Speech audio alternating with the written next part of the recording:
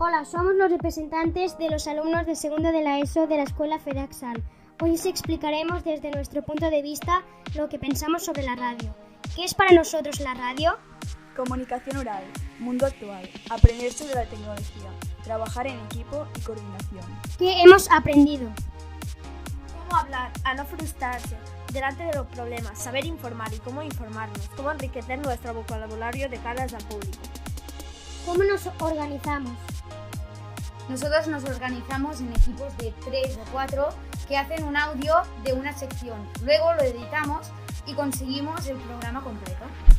¿Cómo es nuestro programa? Cada programa lo estructuramos en 8 partes: entradilla, noticias, entrevista, interioridad, recomendaciones musicales, lectura de cuentos, humorística y despedida.